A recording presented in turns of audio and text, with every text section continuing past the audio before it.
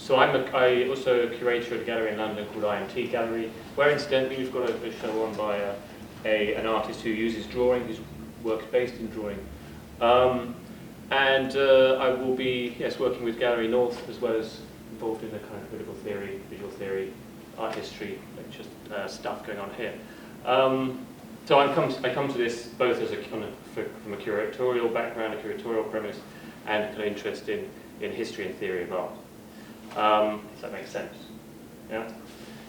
Well, I can just say who I am, just with that chance that I've been here for 3.5 years. I'm a lecturer over in Dublin in fine art, primarily in painting and drawing. So I started here in 2011, and one of the reasons was that there was a very interesting crossover I felt between practices that are happening within drawing and thinking around drawing theory, but also that there's a full conservation department here as well. And even at that stage, there were early conversations and talks that looked really exciting.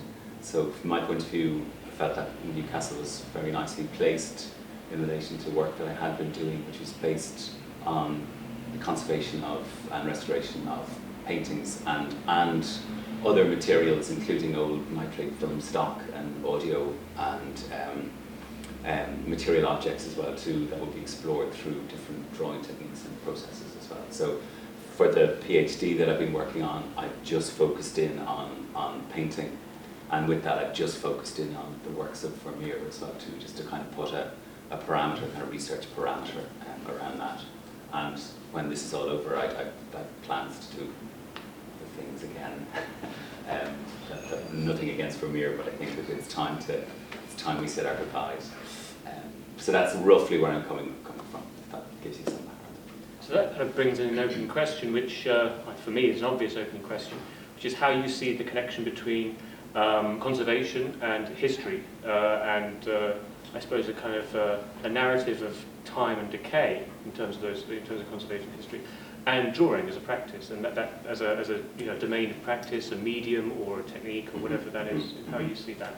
I kind of came to drawing when I was doing an MA to kind of whittle down things. I was kind of confused as to where I was standing in relation to contemporary practice, and I thought, if I just strip it down, and I look at drawing for a while and then move on. But that was 1995, and I haven't moved on yet. But I think what was interesting for me about drawing was something that was happening at the time about re-looking at sort of 1960s process-led drawing, and about thinking about drawing in relation to time and how that could be manifested through drawing, and was there something in drawing that had a kind of a voice or some sort of form of distinction in that. And at the time I was looking at sort of practice process-led strategies and all, which I felt were fine, but ultimately for me were kind of reductive, that they referred back to things within themselves. They referred to the construction of their own drawing. So I began to think about, well, if I move drawing out and begin to consider it in relation to other historical times or other moments, that you begin to extend what's happening in that drawing, or that questioning around time and drawing, you begin to kind of fix it or locate it within another point outside of itself. And that's, for me, became interesting. So I mean, I was looking at like Tacitidine and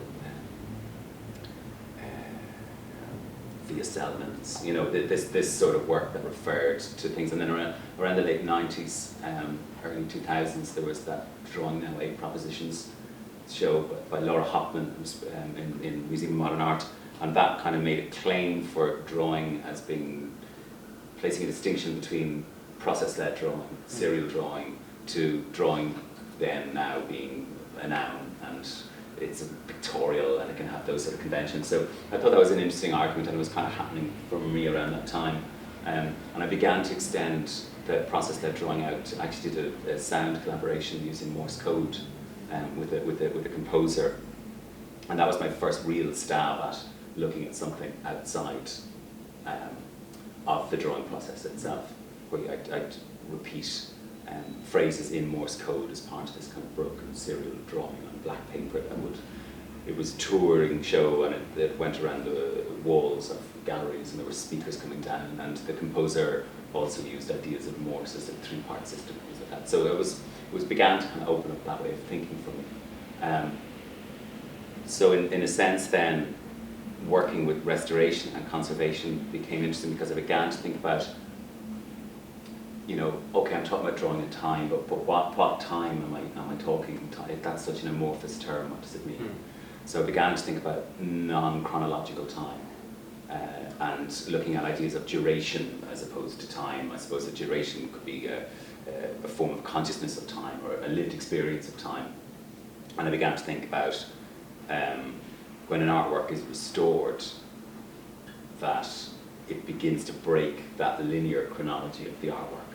Right. So that immediate initial production through reception to us experiencing the artwork now is a kind of linear guide all the way through, but then it's a bit more complex than that, because say within painting, if a work receives imitative restoration, even though if something has happened, the imitative restoration in the full use of that term would then double back on that event not happening. So the classic example would be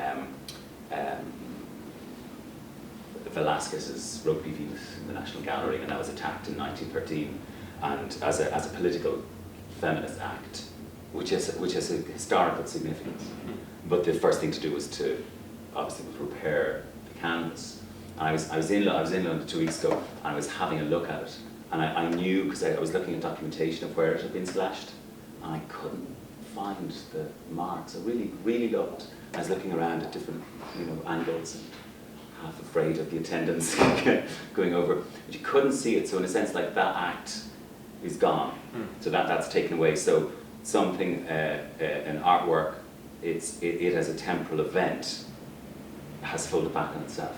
And there's something like that idea that I thought of restoration and conservation having an impact on an art object, because I think other than, let's say,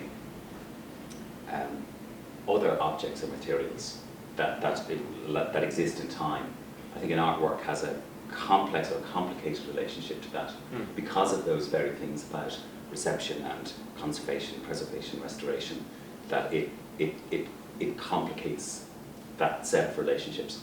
And for me then, I thought there might be something interesting in drawing, because there's a whole kind of rhetoric or discourse around drawing as having temporal claims of a becoming or a being a preliminary. So it's in advance of something. And that a drawing, so you have people like Michael Craig Martin saying if you put an Egyptian, I don't know, drawing of 5,000 years ago up against a Julian Opie or something, that there's a compression of time takes place and all, So there's that sort of discourse around drawing that I got into. I find it problematic, but I thought there was something there to have a look at. So I suppose like an enmeshing of thinking about the temporal status of drawing, thinking about time not just as a kind of chronological counting, but as something more complex than that can be enmeshed in an object and an image, which you get in painting. That there was something around there to be looked at, and I think that's how I've kind of arrived at this state. Right, because the idea of drawing's connection to time as a becoming, as a kind of, I suppose, does that relate to something like the architectural plans of a building, drawing being something that prefigures the construction? But at the same time, you've got drawing also as something that comes after. There's the tally mark, for example, the mark that marks time. And there's a nice connection also going back to what you were talking about with the sound piece, because obviously drawing has its finger in a lot of pies in a sense. It's the graphic score, for example, being the beginning of a sound composition, and the idea of the portrait is something that's preservative, that's preserving to a certain moment, a lot of which relates to drawing, I think, as much as it does to painting. So there is a really wonderful, there's something about drawing that does have that close relationship to time. But then when you take it and place it, for example, on, let's say, the work in the middle, where you're, as far as I can see, you're using drawing to create failure of the paint to maintain itself. Is that right? Yeah. So you're kind of using drawing to portray time in a way that it's almost like the failure of the medium of paint to preserve. How do you think the medium of graphite, the medium of drawing, that you're using has also that relationship to decay, to time, in the way that you've portrayed that. It does hugely, and as Alain Badiou talks about that one of drawing's strength is its fragility, and there is, I suppose, there's a conceit about putting really delicate pencil work, graphite work, stuck up on a wall. It's unprotected. I have to pop it back up. My cell phone was rolling down already. So there's something about that fragility that has a kind of tension, I think, for that. But also, I think, allied to that, there's a sort of modesty of means that I find quite rewarding about drawing, because there's a slight sense of its own impoverishment is a kind of a way into it, and especially, not that that's a critique on painting, that painting is an extravagant act, but there is something around that.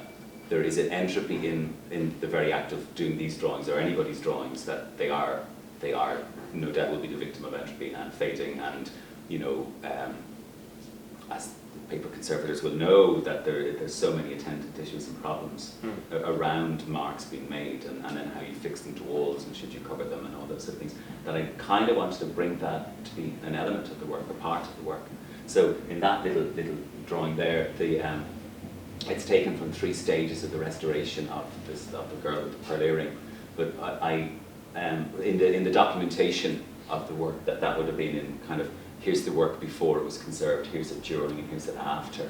But in my one, I wanted to break that chronology. So in each one of these pieces, except for that one, which is to explain what happened on that one, is that everything is in a non-chronological order, because it's trying to talk about this sort of non-chronological, atemporal, durational kind of status that's there.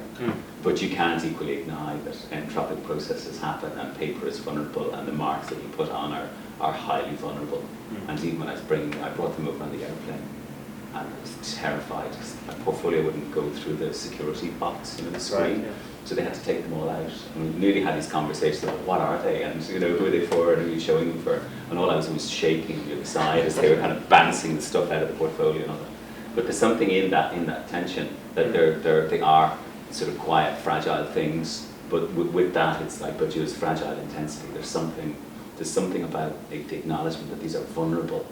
It seems to make sense. But in work that I've been doing at the moment, I've stuff in a group show, and I've been drawing on carbon paper, and the drawings are of letters that are in need of restoration, and they're put up on a window.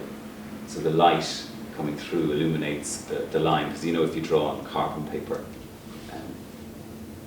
that you take away a line. So your drawing is an erasure, if you like, of the line. But the work can only last, I'm going to tear it down, so the work only lasts for the duration of the exhibition. Even though it's totally out of skew with the amount of production time involved, because there's 26 drawings on the window. They're quite detailed, and they just go. So some of I think the reaction and the consequences of this sort of work is to think about not preserving work. What happens when work isn't preserved? And I think and looking at entropy a little bit more, I think in my own work, I think that's where things are beginning to allude to. Because that also, in terms of that idea of entropy, or rather the reverse of that, talking about Venus with the slashes that are a bit almost invisible, I wonder how drawing talks to the way that a lot of us engage with contemporary media through the internet, for example, where with the recent Google case, where you can remove things off the web, there's not that kind of preservation that we're used to in terms of painting, for example, or history and image making. And the relationship with contemporary media to that idea of conservation is very fragile. Websites will disappear, data will vanish. Is it an accelerated decay, perhaps, or is it a reordering of time in the way that these kind of reorder time? Yeah, I think one of the reasons for just kind of picking painting conservation was that there are so many interesting problems coming up for conservators around digital, and I think it's Pip Lawrenson in the Tate.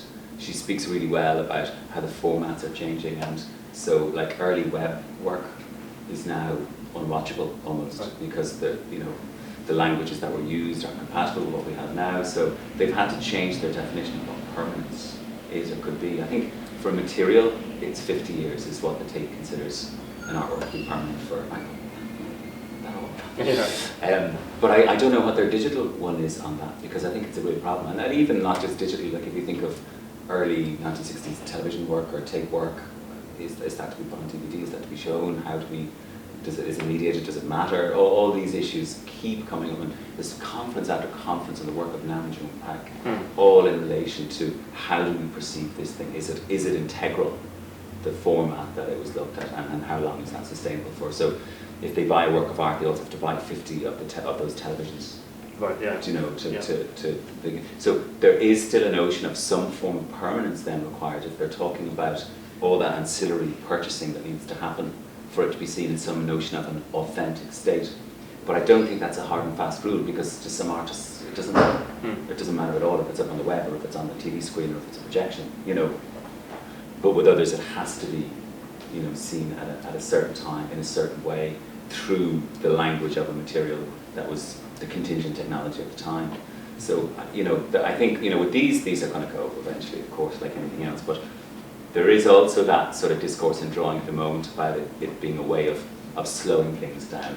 Yeah. See people like Richard Forrester or Ewan Gibbs or David Musgrave and, you know, Tom Alloy or people like that who are looking at drawing as, you know, willfully making slow drawing. And I think Richard Forrester had that Slow and Fast Time exhibition where he got access to a really interesting Bauhaus archive, I think, and there was so much material he began to work out how do I begin to make decisions about what to choose. So he also had a series of drawings of the tide coming in. So he kind of equated a system of when the tide came in, there'd be a certain time, so he'd take a certain image, and, you know, so it was a way of using natural time and archival time and kind of putting those two things together.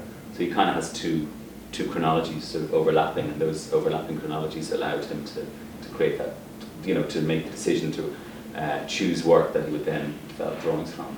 So I think there is that sort of slightly anachronistic bent to drawing. Is that at the heart of what you're doing, since that collision between natural and archival time? Because, like you say, you know, drawings do represent a time-based process. They do represent a labour that might be unnecessary if it's just a process of documentation, but necessary if there is that desire, a need to have a physical interaction with the medium.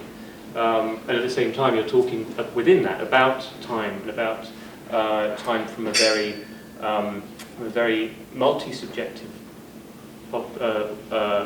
perspective. So is that what lies at the heart of these works? Is it that collision between the archival and the natural time? Yeah, I think that's part of it. One of the things that through the reading and the research that I was involved in was thinking about anachronism and the anachronic.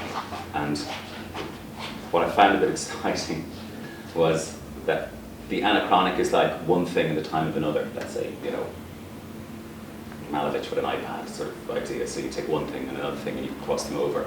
But what that implies is that there is an overriding chronology, and you're within that, and you're doing that. The anachronic it's a proposition that's put forward based on people going back from like A.B. Warburg and Benjamin touches on it a little bit, Fossilon, through to Nelson Goodman, and most recently these guys Nagel and Wood in 2010. Basically, the anachronic is a plural understanding of temporalities, and they talk about it initially in relation to icon paintings, so that they say there is artistic time, and in artistic time you have two subsets. One is performative and one is substitutional. And just briefly, the performative is like the authored artwork. You know, I am Vermeer, and it's 1662, and here is my painting of a woman with a jug, sort of thing. So, and then we understand that work as that original authored moment in time that we've received. So they talk about that as one mode of artistic time, and the second one is substitutional. So if you think about, let's say, icon painting, that they talk about it as a system of tokens. So one icon painting, it doesn't really matter who the author is. It's kind of the same. There's a received language, and that one thing stands in for everyone that's gone before. And then they begin to extrapolate that out as an idea around painting.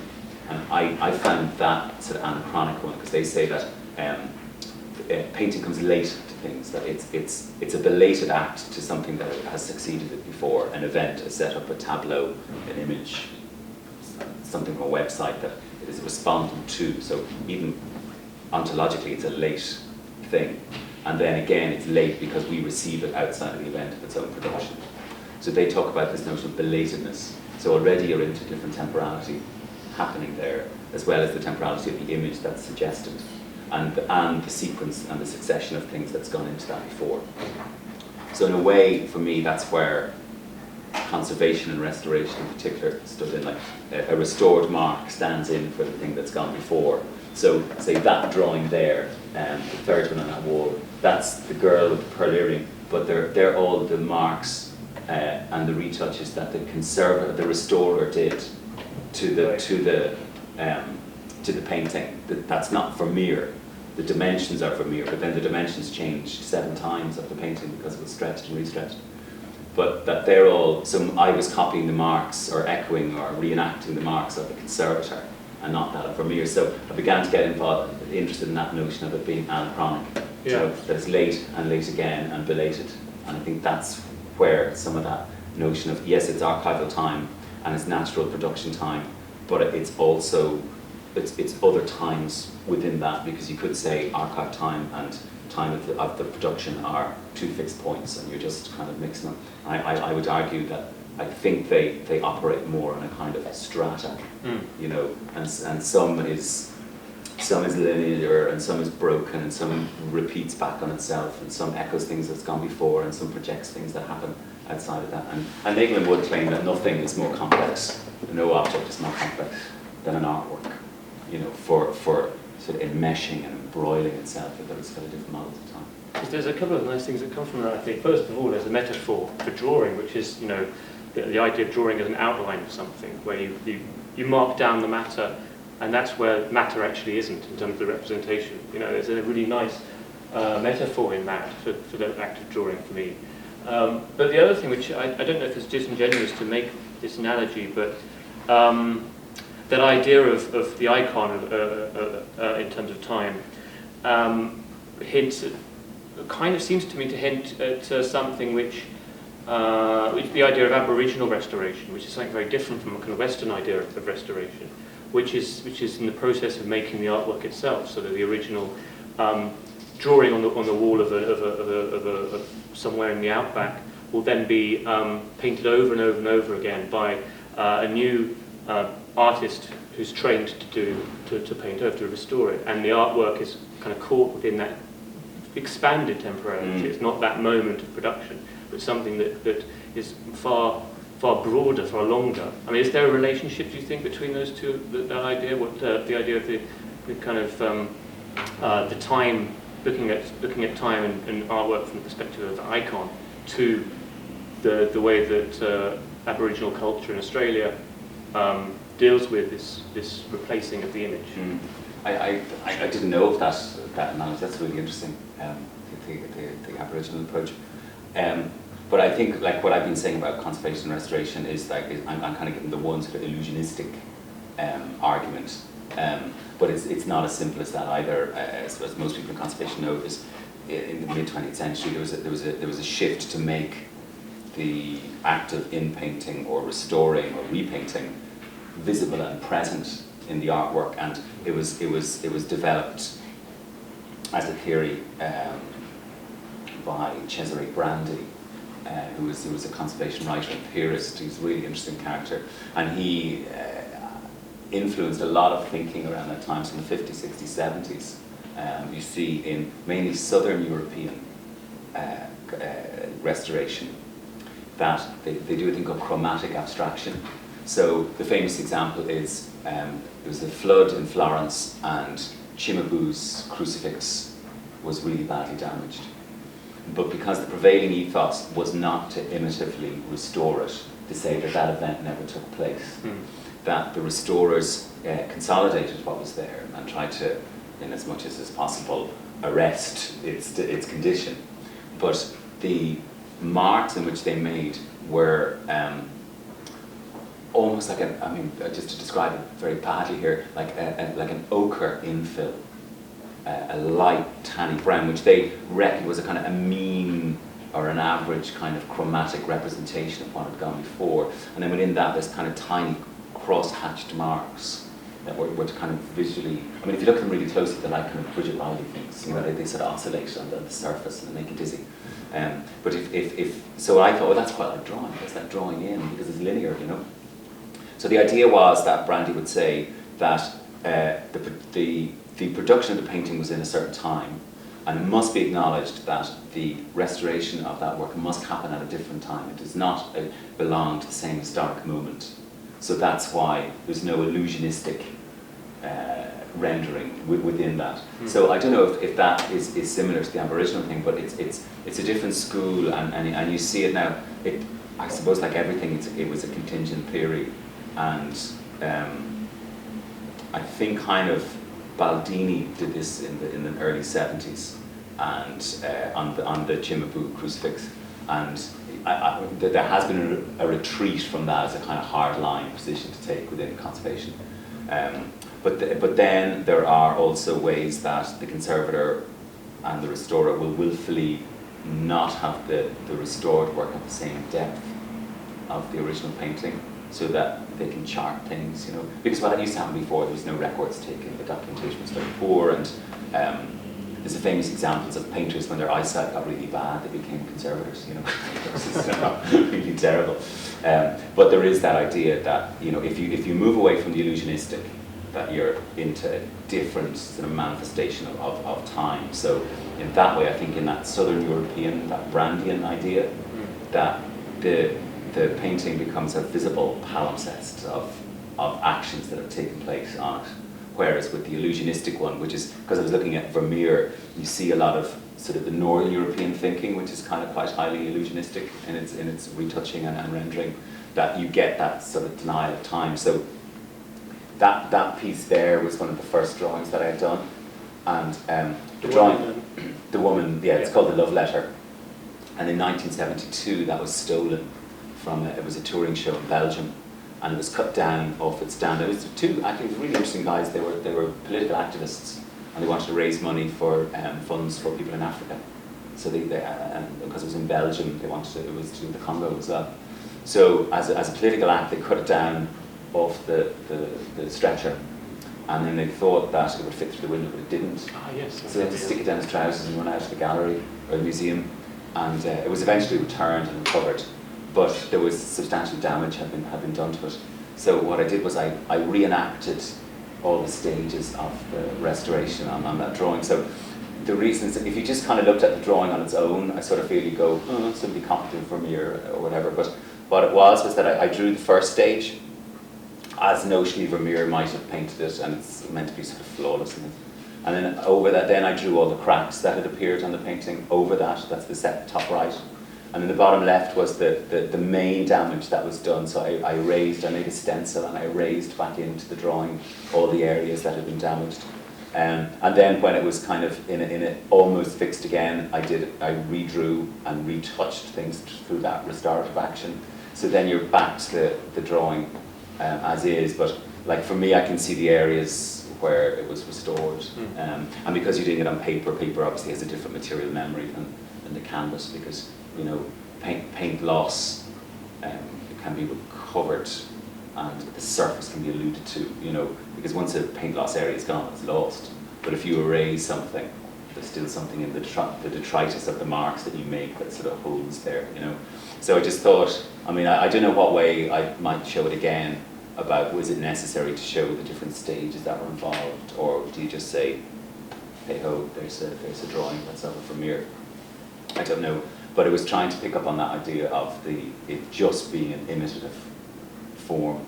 I mean, there's notionally, I interviewed one of the conservators from the Rijksmuseum for the research, and she was saying, well, there was a discussion that maybe they would go the Italian route on it and just mark out. I mean, that would have been an amazing thing. So part of me was thinking, I could do a companion piece to that drawing of if Vermeer was Italian, you know, like what marks would be left, and there might be mileage still in that, I think. You know.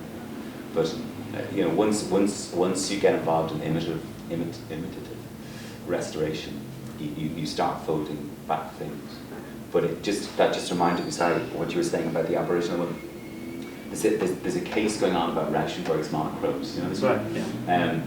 Rauschenberg said that anytime they're shown, he wants them to be pristine and to be overpainted and pure white.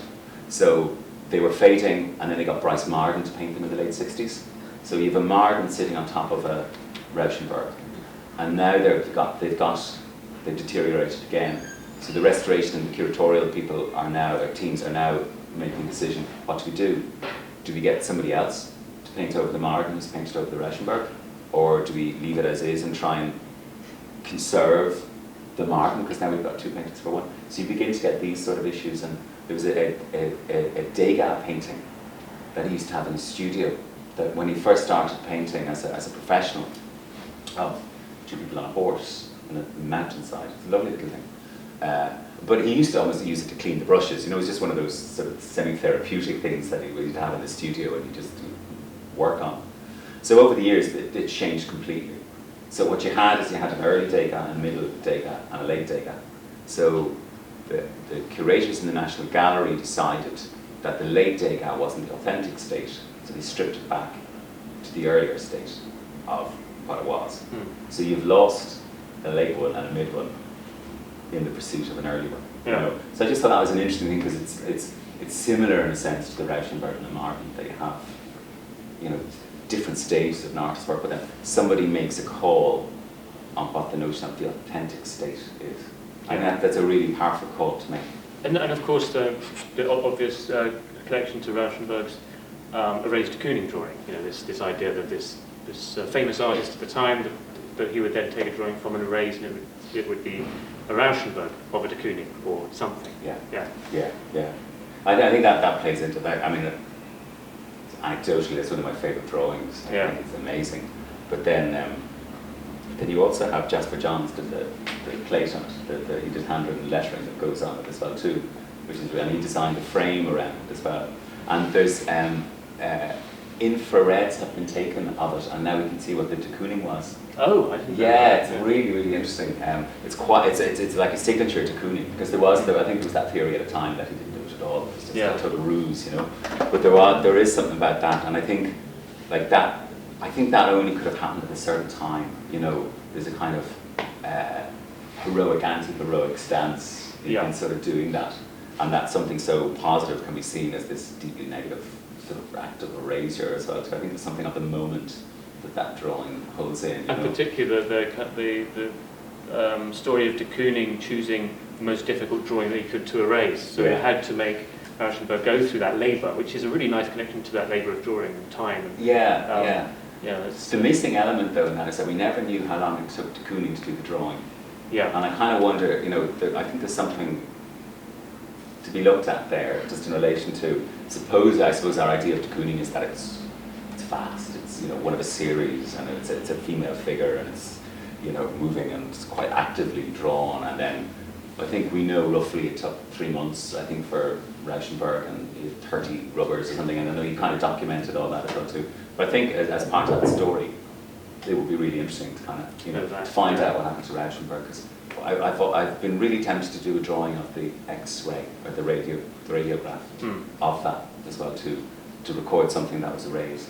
Not in a way of kind of reclaiming de Kooning, but just something about adding to that sort of conversation around that piece of work. This is a fantastic piece of work. Something, just if you could say a little bit about the works at the end here, the three outlines of trees. The ones I'm blocking. That's from Vermeer's first painting. So kind of the way the research was unfolding, it was sort of nice as a conceit that, you know, the last two drawings that I do, and I revisit Vermeer's earlier one. It's called Diana and Her Companions, and it's in Edinburgh. And it was restored in the mid-90s in the Rijksmuseum. They had 3 Vermeers there. And what it was that in the top right-hand corner, when they had done a technical examination on it, they realised that there was a very vivid blue sky and clouds painted into it. But when they did a material analysis on it, they realised that it was a certain form of Prussian blue, and Prussian blue wasn't around at that time. So then they realised this was overpainted afterwards. So they made the decision to overpaint it. They didn't take it away, they painted over it. So Vermeer had originally painted this dark black image, which works really quite well with the overall composition, I have to say. And then you get this sky in it, and then the most recent act of restoration or conservation, whichever, in this case, was this darkened sky area that was put in as well too. So it's quite a radical decision to make. So I was interested in the idea that there were 3 layers there, but that they deemed the authentic state wasn't the state that the object was in, which was with a blue sky, but rather there was some sort of idealized or previous state that was more authentic. So what I did was I just did the 3 different stages.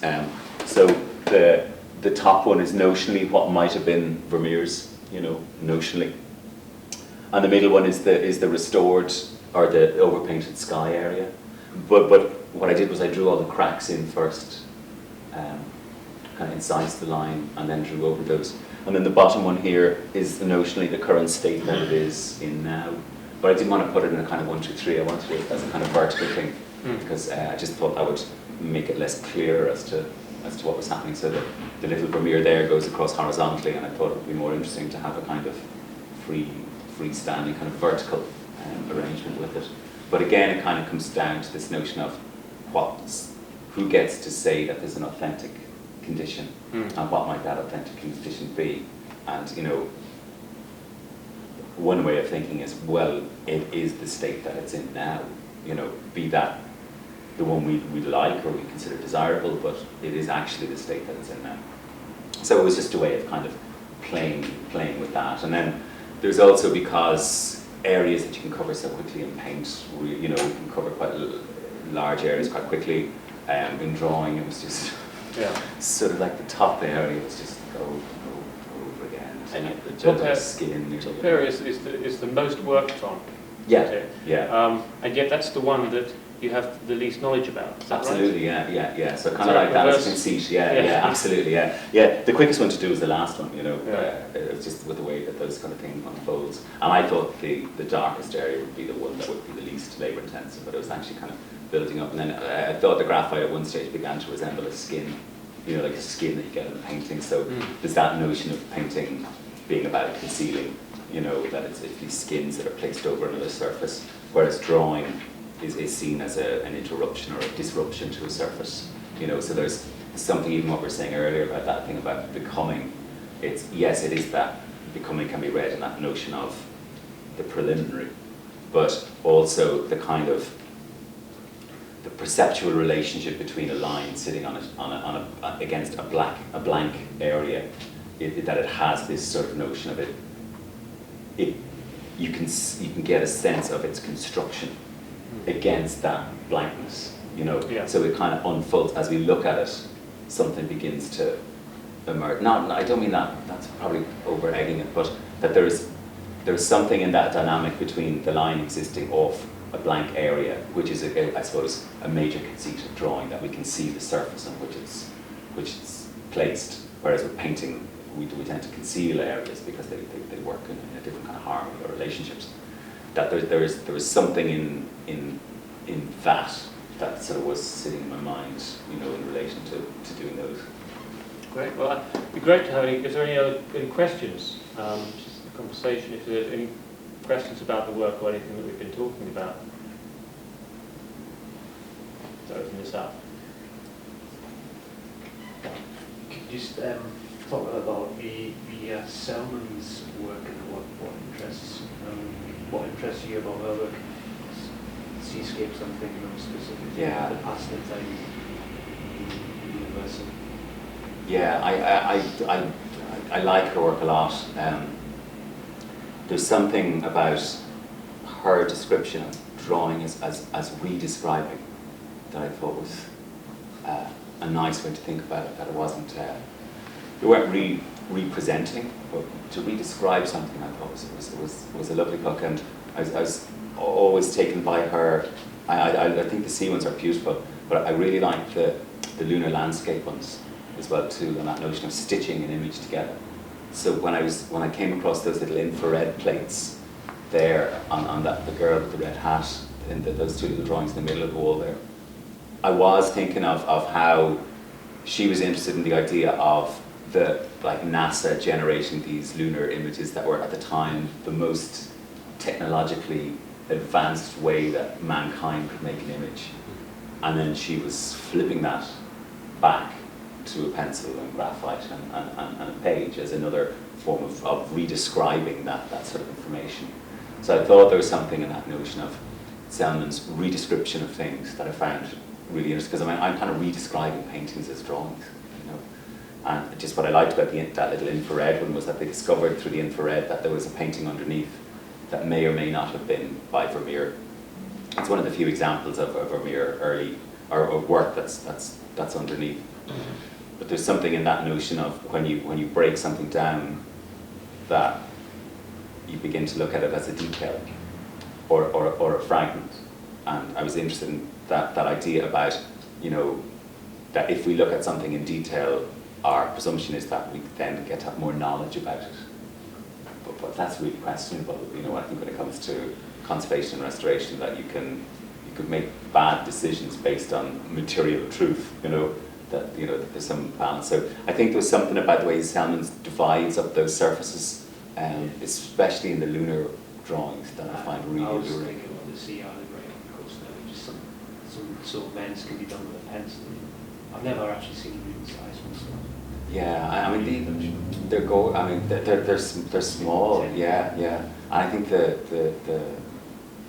the astronomical drawings as well are, you know, that notion of vast space being condensed to this sort of small action, and that to draw in the stars she removes the graphite as well too, the electric erasers and things like that. You know, I think there's a lovely kind of, you know, that redescription of space going on, you know, within her work. And she's constantly questioning and probing, and I think she always, like the little stones, the sculptures that she did as well, they're amazing. Yeah. But she talks about that by trying to match them exactly, it's the differences that are the thing that interested her in the first place. You know? So I think there's a lot that goes on in her practice, and Spider's back I drawing. think you showed them used the last year, something like that. There was Video of it. Yeah, there's actually Tate Shots have a great video of her into her studio, and it's only 5 minutes, and then she says at the end, I must be in a great mood, I let you into my studio. You know, because she's so quiet and so contained in the work, you know. Yeah, she's great. But that brings up a question about scale as well. I mean, why did you choose the scales that you chose for these works? The majority of the scales are 1-to-1 with the original paintings. So Love Letter, Girls, the girl with the red hat, both of those they're the infrareds. I didn't draw the painting, I drew the infrareds, but they're the scale of the painting. It's a tiny, tiny little one. The faces there of the girl with the flute, they're all 1-to-1 based on the original size of the painting. They're just same. That's a TV shot of girl with the pearl earring down at the end there, and really, but they're all to scale bar these two. Right. And even that's from View of Delft. It was a figure, a pentamental figure that was erased 3 times. So I drew it and erased it, drew it and erased it, drew it and erased it as well to kind of match the concealment that was happening. But I just wanted, towards the end of the research study, I just wanted to break with that sort of ontology. And these ones are based on, because I was thinking about scale, and I was thinking about that idea of value judgments that are applied to the overall painting that are based on microscopic decisions. So my sort of intention here was to draw the microscopic paint cross section, which were yellow and blue, I think, in both cases, and then to literally, but instead of allowing that thing to be under the painting surface, I wanted to put it up on top, to kind of indicate, I suppose, that decision making around conservation and restoration in some cases is informed by material evidence. And I was just thinking about that idea that if you really take a detail, are you going to make the right decision for the overall thing? So the idea then was to quite kind of bluntly and brutally put those microscopic images on top of the drawing as well. So then I thought, well, if I'm playing with scale, and if I'm magnifying the scale up on the microscopic level, well, then I'm going to reduce the scale of the original painting to say that it's all not in flux, but that it's all up for grabs about how scale can influence the painting. So it was a deliberate decision in that case to kind of break with what was a kind of a main concern, you know, for the earlier 2 years, that I was just looking at that as a way of sort of almost creating a kind of like an ontological equivalence between what the original artwork was and what the drawing is, because it was like it kind of gives you a bit of a map into it. But then when you begin to break that scale, you have to think about it in slightly different ways. So that was one of the things that led to those works, and thinking about, like, is it necessary that I have to work it on a one-to-one scale? There's a whole half a chapter about that. You can. It's more a question of your thoughts on it. I've always been fascinated with Michael Landy's drawings, and it was interesting you spoke about how painters have used their sight and become conservationists, and the idea of, like, when he with his piece on Oxford Street, when he got rid of all his items and belongings, and he then kind of, I feel, in a philosophical way, kind of formed a sense of himself, or re-identifying with himself and his position within the city of London, or wherever it was, by drawing the roots. Yeah. And yeah. I always think you talk quite eloquently about the philosophical concepts of drawing, and how it relates to you and to your practice and process as an artist and engaging with works and stuff. So I'm curious about your ideas on Michael Landy's. I feel like the sense of this kind of reclaiming or something, but with the roots that are, roots like in the city that are horrible, abandoned. Yeah, and shouldn't be there, isn't Shouldn't it? be there, and Yeah, they're trying to get rid of them. They grow up through this tarmac and stuff. But I don't know much about it except for my own feelings, and I'm really curious to hear what your. Yeah, I think they're wonderful. They are. I really like them, and I love the drawings that he did of his father. Yeah. And the wounds of his father. That he had, I think it was a mining accident that he had. A work accident, I think, yeah. And there's a kind of delicacy. So I think I saw an interview with Peter Blake, and they were talking about Michael Landy when he did that Saints Alive in the National Gallery. Did you saw that too? Yeah. I only was watching it precariously, and there was all these videos from the workshop and things like that. But Blake says that Landy goes through this thing of destruction, reconstruction, reconstruction, So Blake was saying, oh, it's great that he's back making things again and with the Saints Alive, But I think he uses drawing in a really interesting way. I think there is that notion of kind of some form of reclaiming kind of goes on through those drawings. Then he suffered his eyesight. So like his father, was suffered a severe injury from work, and he could kind of almost mirror that by accident again, by misfortune, which is really just. And there's that really big flip, isn't there? I suppose, like say with the breakdown piece, even though everything was indexed, it wasn't quite destroyed. I suppose in one way you could say it was transferred, but that there's something about that is a big public act, and you get the newspapers in, and there's all that stuff. And then you go to draw tiny weeds. I think his practice is really interesting. That you get these sort of pendulum-like swings. What was the Saints Alive show like? I really enjoyed it. And it was the odd thing about it was that you'd go in and half of it wasn't working because it was destroying itself. You've got these big machines, these kind of theme park machines attacking themselves, hitting themselves with sticks. I can't remember the myth itself, but the story of the man beating his breast with a stone. The model, the artwork is actually doing that, so it's slowly breaking itself apart. And just the way they're made, which is this kind of wild industrial cacophony, really, of objects. So I really like the fact that half of it wasn't working. Yeah. Another part of it was broken, and occasionally a little sign up saying this one is not working. Other times it would just not be working. Yeah. There was something quite amazing about that. That felt also actually like roots. Like the kind of the ruins of a theme park that was kind of overgrown with its own its own destruction. That was really quite amazing. Yeah. Did people know this piece? It was he did a residency in the National Gallery in London, and he was there for about a year, I think, a little more.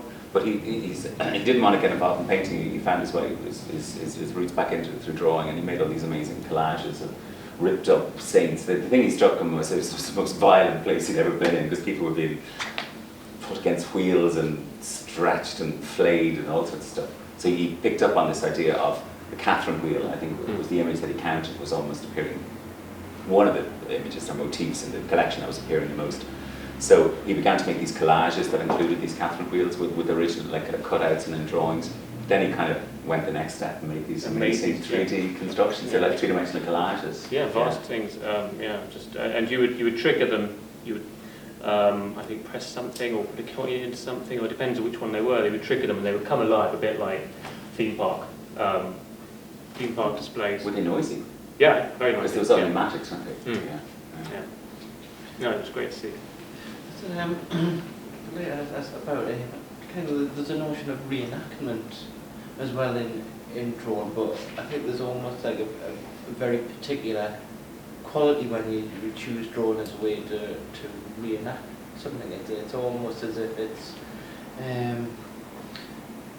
a much more personal act. It's almost like when you're looking at a drone, you're looking at one person making the drone. That's a reenactment of another event. I wondered whether you had any kind of thoughts on that. Or whether Yeah, I suppose there's so many ways, and people have done different kind of taxonomies of drawing. But one idea is that in a drawing that you're looking over the shoulder of somebody who's making it, or that you can reenact that. I go with that to a point, but I don't fully hold with it either, because I think, like any material, it can lie as well as any other one, So I think about that notion of drawing as being some sort of authentic act. For me, that's not really important,